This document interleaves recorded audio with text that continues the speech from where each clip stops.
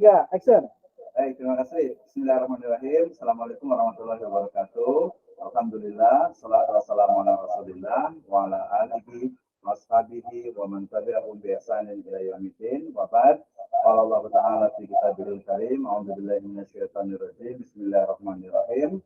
Iqra bismi rabbikal ladzi khalaq. Khalaqal insana min 'alaq. Iqra wa rabbukal akram. Alladzi 'allama bil qalam. 'allamal insana ma lam ya'lam. Qala Rasulullah sallallahu alaihi wasallam, man salaka tariqan yaltamis bihi ilman, sahalallahu lahu bihi tariqan ilal jannah. Selamat datang sobat Husnasifa semuanya. Saat ini kita sudah berada di podcast yang ke-10 dan pada hari ini kita kedatangan tamu yang sangat spesial, ya, yaitu dari Madrasah Aliyah Sirajul Falah. Kita akan sapa beliau dulu. Assalamualaikum warahmatullahi wabarakatuh. Waalaikumsalam. Apa kabarnya, sehat? Alhamdulillah. Ibu, apa kabarnya, sehat? Baik, terima kasih. Sobat Husnasifa, ya ini hostnya agak spesial juga ya. Nanti kita akan ganti ya dengan Kang Wendra ya. Ini kita kedatangan tamu dari Madrasah Aliyah Sirajul Falah yang merupakan satu madrasah ini ya, Madrasah Aliyah swasta Mas ya, yang berada di Karadenan, Cibinong, Bogor ya. Ini sudah madrasah yang sudah cukup tua sekali gitu ya. Nah ini merupakan kita akan ingin tahu nih lebih dalam terkait dengan sebenarnya bagaimana nih dari Madrasah Aliyah Sirajul Falah ini, terutama nanti dilihat dari sisi kurikulumnya ya, kemudian juga dari sisi mungkin kegiatan-kegiatannya dan juga mungkin apa nih ya keunggulan-keunggulan mungkin yang bisa di-sharing nih dengan sobat Husnasifa ini, khususnya nanti mungkin lebih spesifik ke bagaimana sebenarnya mungkin entrepreneur, kemudian kewirausahaan dan juga kemandirian. Nah, itu bisa dilihat nanti dari kurikulum ya, kemudian kedua juga dari mungkin kegiatan-kegiatan siswa nih yang dilakukan oleh Madrasah Aliyah Sirajul Falah. Baik, menghemat waktu kita mau kenalan dulu dari sebelah kanan dulu berarti ya. Oke, dengan Bapak siapa? Dengan Bapak Mulia Mustofa. Oke, terima kasih boleh. Dengan Bapak Mulia Mustofa. Baik, terima kasih. Pak Mulia bagian apa nih di Madrasah Aliyah ini? Saya di bagian madrasah, kebetulan saya bagian akademik. Kurikulum ya. Jadi kalau dari kurikulum ini kita ini sekali nih apa pasti tahu ya bagaimana sebenarnya Madrasah Aliyah ini membina siswa-siswanya itu agar mungkin mandiri dan juga memiliki jiwa kewirausahaan dan lain sebagainya. Nah, mungkin bisa diceritakan dulu tentang seperti apa nih kurikulum seperti apa yang dilaksanakan di MA Sirajul Falah ini. Silakan. Oke, terima kasih Pak. Untuk kurikulum yang digunakan di MA Sirajul Falah, kita menggunakan dua kurikulumnya. Dua kurikulum. Kurikulum kita pakai kurikulum Merdeka. Kemudian yang 11-12 itu memakai kurikulum 14. Kurikulum 12 ya, 11 ya. Oke. Kemudian misalnya itu ya, untuk setiap pagi itu ada pembiasaan. Pembiasaan. Betul. Ya, pembiasaannya itu ada pembiasaan kita. Tadarus tadi ya. Tadarus ya.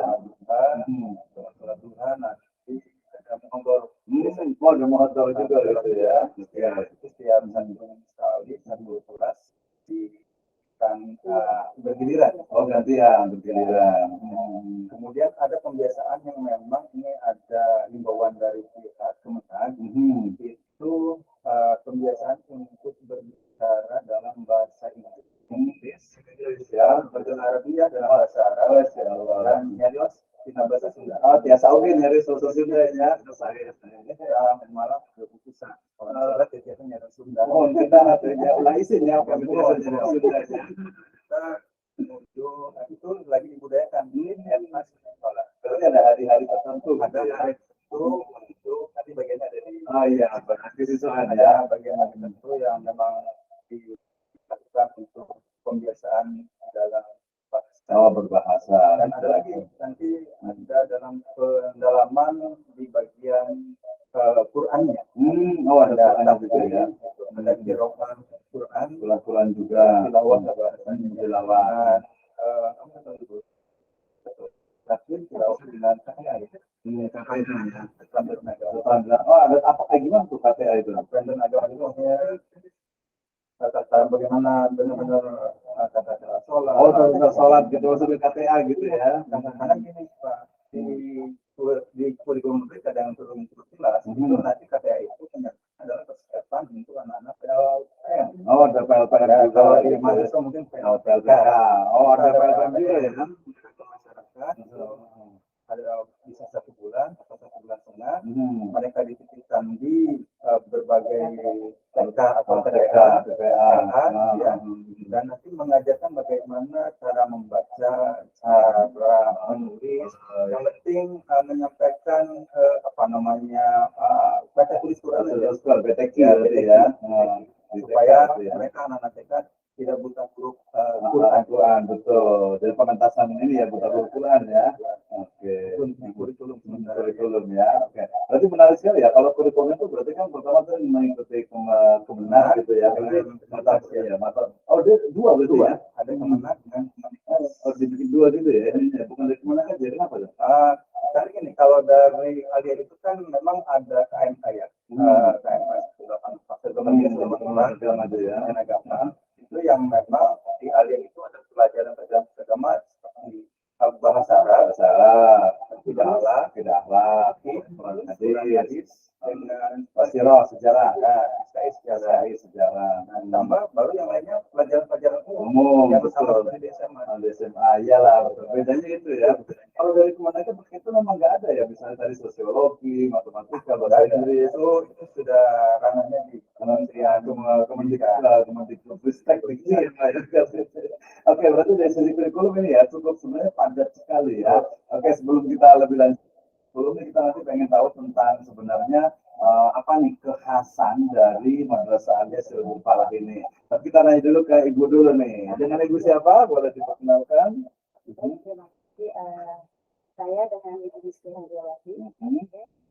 Kebetulan saya ditandaskan oleh anak madrasah.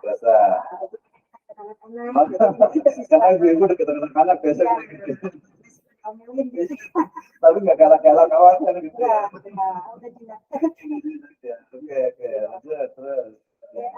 Kalau bicara masalah itu yang disampaikan oleh Pandu ya, itu memang yang namanya Madrasah Alia itu sekarang Iya, kalau betul. kita Madrasah SMA SMA, hanya betul. ini versi Kemenaknya. Betul. Ada tambahan kita dengan tambahan mata pelajaran yang agamanya, betul. Adapun yang menjadi yang menjadi unggulan ya, kegiatan kesiswaan yang banyak digaungkan oleh kita tuh diantaranya di sini ada research study dan kasus. Nah ini juga ya. Jadi ini dikerjakan oleh anak-anak. Ini saya dari kelas 11 dan kelas 12.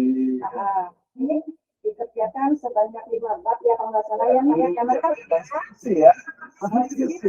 skripsi dan pada akhirnya nanti mereka diujikan. Ada ujian juga.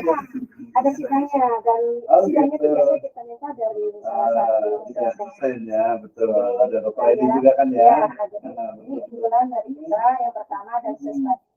Dan yang kedua kita juga punya jurnalis Pak. Jadi anak-anak itu kita ajarkan bagaimana caranya untuk menjadi seorang jurnalis, bisa wawancara, mengedit, mengajarkan mereka berani tampil di muka umum. Mau public speaking juga berarti ya. Juga kita ajarkan di situ, ya bukan berarti anak hanya diam saja dan cuma OSIS yang bisa bicara. Iya betul, harus semuanya ya. Bisa bicara di depan umum. Itu yang kedua, yang ketiga, tadi kita mengarahkan anak itu untuk bisa mandiri, berusaha. Keinginan kita agar anak ini lepas dari Alia itu tidak hanya memberikan bagaimana caranya kita bisa kerja di pabrik, bisa jadi PNS, tapi bagaimana caranya anak-anak itu bisa mendapatkan pekerjaan. Luar biasa sekali. Ini sempit sekali ya, harus sama Mas dengan wirausaha tadi ya. Terus kayak gimana tuh langkah-langkah yang dilakukan? Langkah-langkahnya alhamdulillah di Silbul itu kita ada satu mata pelajaran yang disebut dengan prakarya. Prakarya. Prakarya ini kita modifikasi. Untuk kelas 10 itu kita ada tata boga. boga. Oh, di Tata Kelas Boga. 11 itu ada tata busana, kelas 12 ada kewirausahaan. Oh. Nah, jadi masing-masing kelas ini Beda ya. mereka berkenan dan mendapatkan ilmu bekal mereka untuk kedepannya nanti. Ya, kita harapkan ketika mereka lulus dari Alia tidak mengharapkan untuk bisa jadi karyawan di Iya, mana, tapi betul, kita betul. buka Ya. usaha sendiri. Cocok sekali itu dengan di Iya. prodi apa namanya ekonomi syariah juga sama Betul, biasanya. betul sekali. Di kelas 10 itu kan diajarkan bagaimana caranya kita masak, Oh, masak mungkin dari hal-hal kecil. iya betul. Ya. Nasi goreng atau masak air gitu. Iya. Kalau masak kosong ya Pak ya. Jadi harus bisa ya gitu ya. Kue kecil jajanan masyarakat itu ya yang laku juga di kalangan anak-anak. Itu biasanya dia dalam bentuk ini ya, Pak. Dia masuk ke tadi masuk ke kurikulum. Masuk ke kurikulum, karena tadi dia masuk ke mata pelajaran. Sudah pertanyaan jadi itu ya.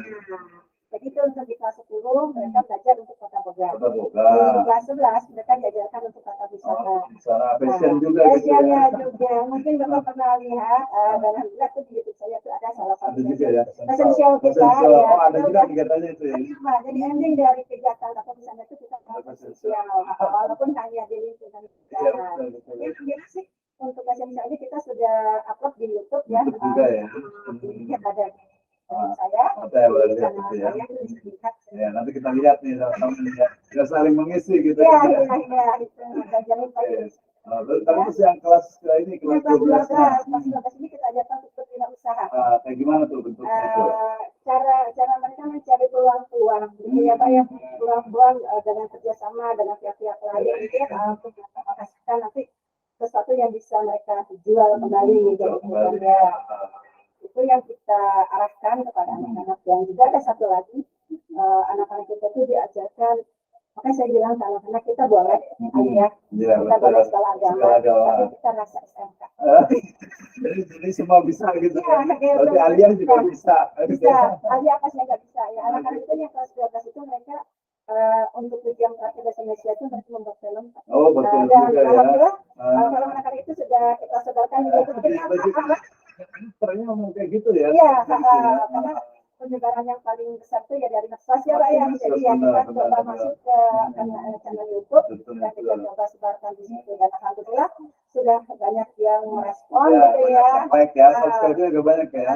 Kalau untuk ininya mungkin nanti bisa di Sobat Business Event bisa lihat di akun ofisialnya nih untuk Alia, pada saat ini pakai akun ofisial atau masih pakai pribadi gitu ya. Jadi gurunya berarti ya. Ya, ini masih inisiatif gurunya. Betul. Karena saya ada di kesiswaan, jadi saya merasa oke, saya perlu untuk mempromosikan ini kan. Pada promosi itu tidak harus kita door-to-door dan iya benar, sekarang udah online semuanya. Iya, karena ya alhamdulillah kebanyakan anak kalian itu yang masuk bukan dari wilayah Serabenan. Oh gitu, semuanya banyak dari luar malah. Iya, alhamdulillah banyak dari luar gitu.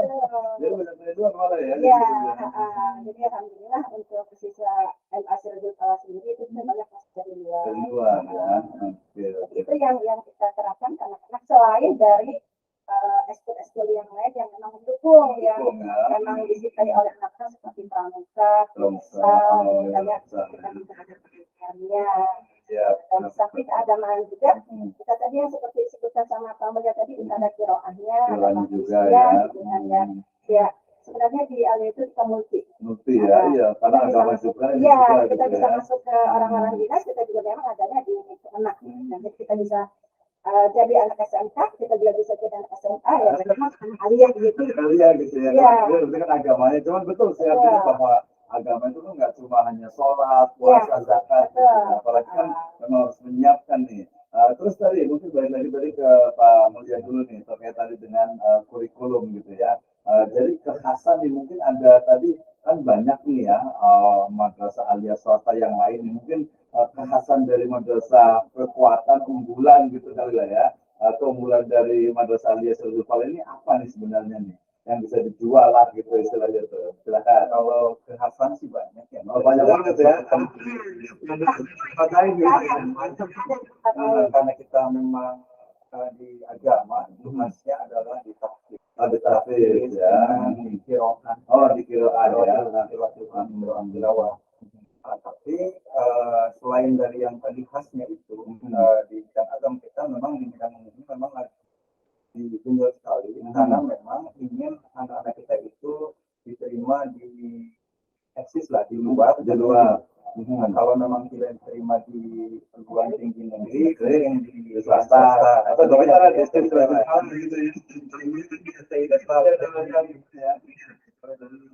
kalau apa nih jalannya doang gitu ya. Nah, ini saya dijadikan acuan dari sekolah bagaimana anak-anak bisa mendalami ilmu metodologi penelitian. Wih, mantap nih ya. Ini bidang kita nih, Dari salah satunya dari Bu Mitra itu mengajarkan jurnalistik, cara menulis yang baik, dari data, dari wawancara ya. Kemudian di kelas 2-nya kita berikan memetik tadi itu. Tadi itu anak dibawa untuk berpikir, menganalisis, kemudian dan mendeskripsikan apa yang nanti akan dia kerjakan. Contoh, kalau di kelas 12, kelas 11 itu kemarin kita ajak mereka ke peternakan lebah. Satu secara kewirausahaan, kemudian secara penelitian juga ada. Mereka ada 2 tugas, satu di kewirausahaan, 2 adalah di research study. Research study itu mereka nanti akan membuat bukan sebuah laporan, jadi sebuah penelitian hasilnya begini ya berarti ya. Sekarang belum jadi nih, nanti sedangkan bulan Januari, Desember baru selesai. Lebih dulu ya, ada juga ya. Itu dari mulai bab 1 sampai dengan bab 5. Bab 1 itu ada di tahun 2 ya.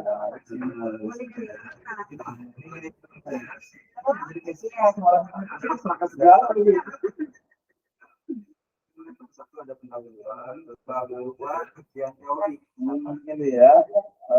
latihan teori, Metodologi penelitian. itu kita berikan yang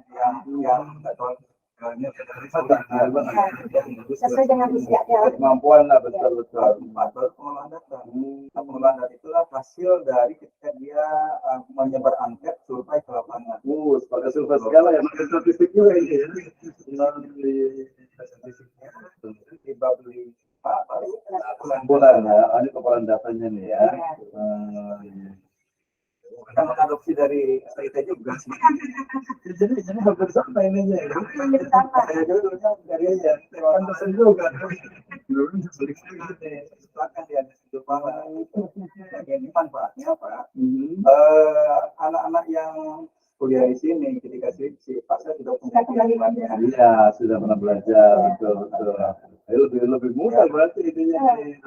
Dia tidak kaget ketika membuat makalah, tidak kaget ketika membuat acara. Ini satu orang ya? Satu orang. Untuk kelas 11 itu Kelas kelompok, 12 lulus sendiri. Jadi pelatihan kali gitu. Yang 12-nya itu persyaratan buat lulusan. Oh gitu. Kalau buat ini, saya contohkan ya. Iya, silakan. Yang 2020 pandemi ya. Itu ada seorang anak siswa yang membawakan itu peran penggunaan aplikasi online Google Classroom dalam menyelesaikan tugas matematika di masa pandemi COVID-19. Ini paling kasusnya ya. Oke, yang pertama yang kedua. Yang kedua, pengaruh limbah pabrik tempe terhadap lingkungan. Jadi berarti datang ke sana berarti ya. Kampanye itu ya. Ini mengungkap faktor penyebab kenakalan remaja zaman sekarang. Pada zaman now. Bahasanya bahasa ilmiah Pak. Gitu ya. Ya pakai zaman ya. Kenapa ada warna merah, ada warna beda-beda. Tahunnya. Setiap tahun ganti. Ya. Terus kalau nanti udah banyak tahun warnanya ganti. Itu kembali lagi ke hitam. Kalau dulu mungkin ini, kalau dulu kan kita masih ada 3 jurusan ya. Jurusan keagamaan, masih ini yang warna hijau, yang jurusan IPA, ini jurusan IPS. Bahkan sekarang tidak jurusan. Oh iya, udah jurusan guru. Jadi sama semua mereka nggak tahunya aja. Nggak tahu, karena tidak jurusan sekarang ya. Nggak ada jurusan ya. Juru merdeka betul ya. Oke. Itu yang kita angkat di situ supaya anak-anak siap. Ketika nanti dia kuliah, dia tidak kaget. Dan saya memberikan ke anak-anak bahwa dengan membuat ini kamu harus kuliah. Jangan setelah sampai beres kuliah selesai gitu. Betul. Dia harus meneruskan. Oke, luar biasa sekali ya. Oke, terima kasih Pak Mulya, sahabat Pusnasiba semuanya. Jadi ini terkait dengan tadi, ternyata kita baru tahu juga nih, dulu sih pernah dengar juga bahwa di Alia atau di SMA itu memang juga sudah membuat karya ilmiah gitu ya. Itu dari sisi kurikulumnya. Mungkin tadi kita fokus ke ini ya, ke apa tadi ke kewirausahaan. Jadi kalau kurikulum dulu kira-kira dia masuk ke kurikulum tapi selain prakarya atau mungkin apa saja yang diinginkan yang masuk ke pembahasan kurikulum nih.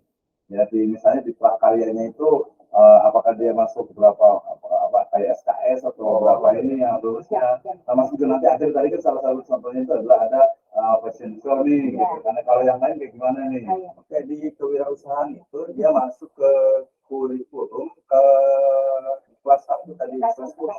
12, kalau 12 dua jam mata pelajaran berarti satu jam. Satu pertemuan satu jam itu 45 menit. Setelah profit ya. Kalau yang pertama tadi kan ada yang kelas tata boga, tata busana, baru ke kewirausahaan. Nah, kalau di wirausahaan tadi kan saya bilang kebetulan saya pernah ngajar di kewirausahaan. Nah, diajak bagaimana kalau saya memberikan motivasi, memberikan cara itu saya menjadi seorang entrepreneur. Iyalah cocok berarti ya. Ya, Jadi entrepreneur ya. benar. Mau seperti apa nantinya kita berikan.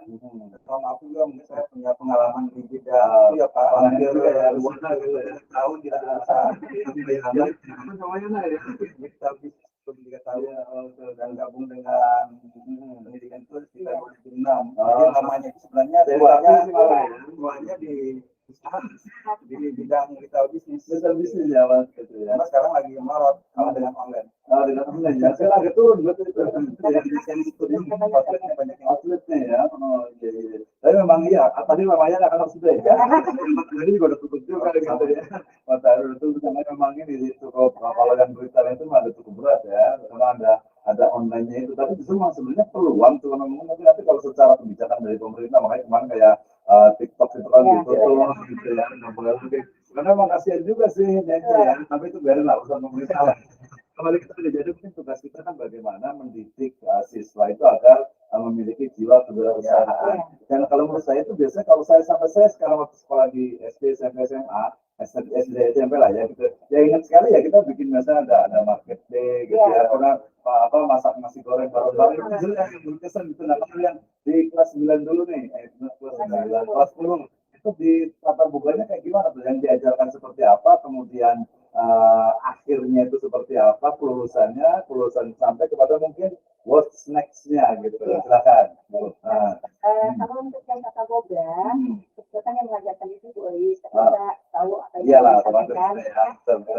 Di samping Bu Ois itu mengajarkan bagaimana caranya memasak yang baik ya, memberikan resep-resep, mengolah resep-resep yang ringan, kadang-kadang membuat resep sendiri. Kan pada biasanya nih ketika akhir dari tata boga itu mereka akan masak dari tadi. Dan biasanya ya karena kita memang lingkupnya kecil, di lingkungan sekolah. Dia memberi itu tidak harus anak MA, bisa anak A, bisa mahasiswa, bisa MTS, dan orang-orang yang ada di sekitar itu. Itu ya betul. Itu yang itu kan berapa kali itu satu minggu satu kali. Jadi untuk mata pelajaran yang ini semuanya satu minggu satu kali dengan bahkan 2 jam pelajaran. Satu minggu satu kali itu misalnya kalau yang tata boga ini dia teori atau masak atau kayak gimana? Digabung Pak. Jadi anak-anaknya diberikan teori terlebih dahulu, biasanya teori terlebih dahulu penjelasan, lalu nanti praktek. Dan biasanya praktek itu kalau tidak bisa dipraktekkan di sekolah, mereka di rumah ketemu di rumah video. Jadi rekaman pembuatannya, terus akhirnya mereka videokan. Lalu nanti dibawa ke sekolah dan dijual lah ini. Dikira saya pikir bawa kompor ke kelas gitu. Kalau yang praktek langsung. Iya betul. Biasanya memakan waktu yang cukup gitu.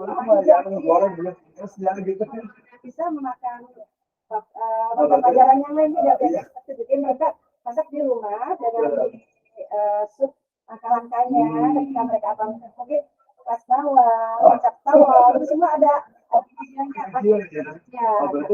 berarti tadi di kelas itu lebih banyak ke ini ya, ke teori ya. Teori dan bisa juga mungkin bisa disampaikan YouTube cara pembuatan gitu kan ya.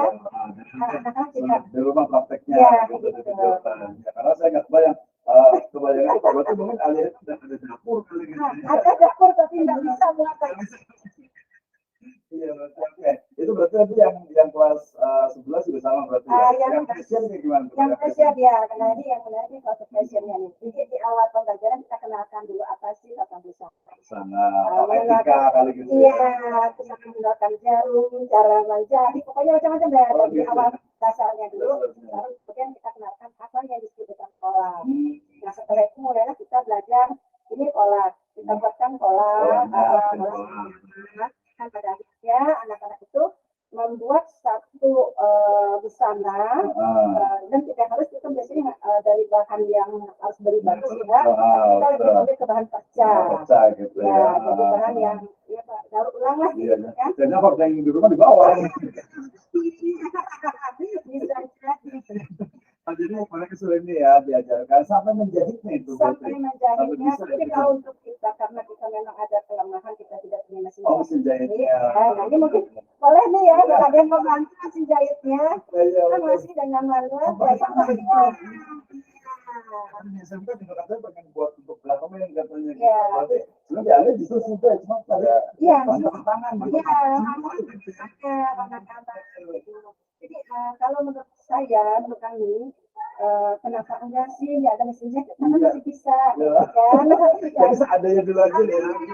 Mampu melaksanakan itu dan sama seperti tata boga, ketika mereka akan menampilkan esensialnya, mereka harus post dulu langkah-langkahnya, videonya kirim ke kita, baru kita mengadakan esensial. Gitu. Kalau tadi yang masak itu terakhirnya apa tuh bikin apa namanya apa lomba masak atau apa biasanya itu? Ya itu tadi kalau itu ada pameran ya, pameran masakan gitu ya. Pameran masakan dan biasanya dinilai oleh dewan guru. Sama nyobain kan berarti. Ya dan tadi biasanya kalau mereka buatnya yang kecil itu juga ada marketplace dia jual ke orang-orang yang ada di sekitar. Nah di tata busana juga itu tidak hanya fokus cara membuat busana, tapi kita lebih ke kerajinan tangannya juga. Iya, karena prakarya. Jadi contoh kita membuat batik gitu ya benar. Dari bahan kaca, pokoknya tapak meja gitu kan. Iya, jadi dan bahan dasarnya adalah bahan yang tidak mahal, yang terluang ya, tapi masih bisa dipergunakan dan bisa apa. Mungkin kayak begini juga ya kayak bambu itu dari ban gitu lah. Ya, kita tekankan di sini kita lebih ke bahan pakca ya, menjahitnya itu. menjahitnya dan mungkin kalau untuk yang lain lebih ke apa kayak plastik gitu Plastik ya, juga ya. bisa dibuat menjadi busana juga. Oke, itu berarti tadi dari mulai tata boga, tata busana sampai ke yang terakhir berarti yang kewirausahaan. Gimana nih kewirausahaan nih? Gantian Pak Mulya Pak ini. Gimana kewirausahaan itu targetnya? Kemudian tadi sebenarnya anak-anak itu senang nggak sih kemudian what's next itu setelah itu apa? Kayak misalnya kalau menurut seperti ini setelah udah selesai itu mau ngapain gitu kan ya? Oke, silakan Mulya. Kalau kewirausahaan kebetulan kita kerjasama nih dengan bahasa Sunda dengan guru kewirausahaan di KD bahasa Sunda itu kita membahas mengenai kadaharan Sunda. Oh, kadaharan Sunda jadi Indonesia. Oh, gitu. Dari Sunda di kadaharan Sunda. Dan di dengan pelajaran kewirausahaan dalam satu kali itu dipadukan anak-anak yang membuat sebuah proyek. Proyeknya mereka membuat mulai dari menyiapkan bahan, menyiapkan alat, kemudian memprosesnya, kemudian bagaimana prosesnya dan tahapan-tahapannya, kemudian dipromosikan. Dipromosikan juga ya. Itu semuanya melalui melalui film. Termasuk penjualannya. Penjualannya Iya, kan masker online otomatis ya. Itu outputnya atau hasilnya seperti apa? Nanti ada laporannya. Laporannya itu berupa hasil dari mulai dia dari awal sampai akhir. Karena yang namanya wirausaha di penjualan itu nggak boleh ada rugi, harus untung. Iya, usaha, kalau juga usaha gitu ya. Atau mungkin jual rugi gitu. Marginnya berapa persen, kemudian modal yang dipakai berapa persen. Yang jelas setidak-tidaknya kalaupun dia tidak untung, ya balik modal. Pak. Iya. Nah, ketika di penjualannya Pak, itu penjualan real, dia jualan di sini. Jadi yang jualan videokan ya. itu, yang itu hanya cara membuatnya di rumah, kemudian divideokan, kemudian prosesnya seperti apa, dia promosikan melalui YouTube biasanya, dan besok ya itu dibawa ke ini gitu ya. dan itu tidak boleh dibantu oleh Orang tua, dan itu gorengan rumahnya lagi. Tradisional,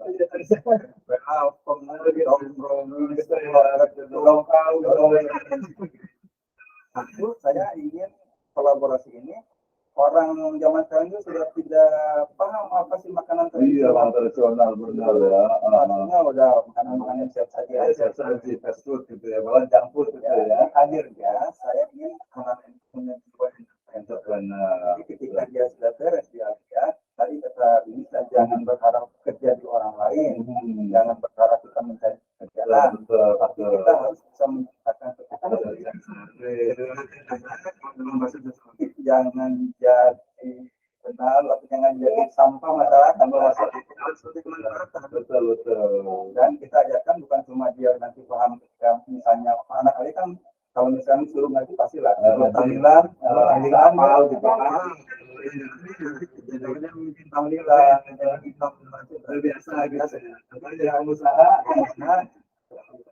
Oke, terima kasih Pak Mulyani, sahabat Pusmesiva. Kita juga ada ini nih, ada Kang Rendra nih. Kang Rendra kan di sini. Oh, Pak Rendra itu adalah pengusaha juga, alumni dari State Studio Pala dan juga di S2-nya kemarin di Taskia ya. Jadi beliau itu juga pengen ini tadi betul prinsip itu sama. Jadi kita mau tanya-tanya dulu. Saya kan Kang Rendra gantian untuk ini kita ngobrol mungkin nanti bisa ini juga kan beliau itu sebagai pelaku bisnis. Kira-kira dari industri kemudian yang diinginkan dari istilahnya itu yang harus diajarkan di Alia itu seperti apa? Kita undang gantian Pak Kamada sini, jadi hostnya. Ini ada dulu gantian. Jadi beliau ini juga nih, silakan coba gantian dulu. Terima kasih Pak Dr. Misno atas hostnya yang pertama kali. Mungkin sedikit ya satu pertanyaan buat tadi yang sudah didiskusikan. Jadi kalau misalkan tadinya sudah masuk ke ranah bagaimana kewirausahaan produk dan kemudian ada produk yang sifatnya mungkin busana, mungkin produk yang sifatnya buat makanan. Nah, ini keberlanjutannya bagaimana nih? Sustainable bagaimana nih? Bagaimana supaya produk atau jasa yang ditawarkan kan jasa itu juga menjadi bisnis, ya kan? Jadi bisnis jasa membuat kursus, ya kan? Bagi anak ngajarin Quran ada sebenarnya. Nah, ini keberlanjutan bagaimana ketika anak itu sudah lulus, apakah selesai sampai situ? Apakah nanti ada program berlanjutan sehingga anak-anak yang lulus itu akan memberikan kontribusinya kepada MK. Nah, mungkin satu pertanyaan itu. Dari mana dulu nih, Pak? Gimana saya? Boleh. Untuk anak-anak Alia yang tadi sudah kita berikan materi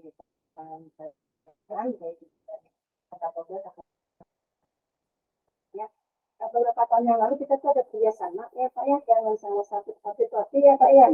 Nah kopi dan pernah kita ada susu ya Pak ya. Nah, ada susu juga kita pernah kerjasama di situ. Jadi anak-anak itu diberikan wewenang untuk mengambil produk di situ, jualannya ya seperti layaknya seorang pengusaha kayak gitu kan ya. Nah, adapun nanti kalau untuk bagi hasilnya sejauh ini kita masih itu antara anak dengan perusahaan itu ya ya. Nah, tapi kalau untuk yang saat sekarang itu kita belum ada ya karena ada pasar. Nanti kalau ada peluang dari program-program dari pemerintah bisa kita masuk itu sangat baik sekali. Paling tidak kita sudah mengatakan itu untuk bisa mandiri. Dan berdasarkan data yang sudah kita temukan di lapangan, alhamdulillah anak-anak Alia itu bisa dikatakan 100% itu tidak ada yang menganggur. Alhamdulillah. Ya, karena ada manfaatnya, ya ada manfaat buat masyarakat di sekitarnya. Oke lah, kalau yang memang sudah jadi pabrik, kerja di pabrik atau di perusahaan itu oke lah. Tapi bagi mereka yang tidak mempunyai peluang ke sana, mereka saya lihat bisa membuka lapangan pekerjaan sendiri. Ada yang menjadi pengusaha sayur-sayuran, bahkan saya lihat itu sudah lumayan berkembang usahanya gitu kan. Ada yang di bidang makanan minuman gitu kan ya, dan yang alhamdulillah mereka bisa bermanfaat untuk diri dan lingkungannya. Gitu. Apalagi yang bisa menjadi COVID itu udah nggak usah diomongin lagi gitu. Ya, itu sangat sangat banyak sekali. Wah, dunia dan Dunia dan akhirat. mungkin ada yang ditambahkan Pak Aulia? Terima kasih. Tadi pertanyaannya adalah bagaimana kelanjutannya program yang kita jalankan ya. Tentu saja berlanjut, kalau tidak berlanjut ya program itu nggak ada apa-apanya. Gitu, ya. Nah, bagaimana kelanjutannya?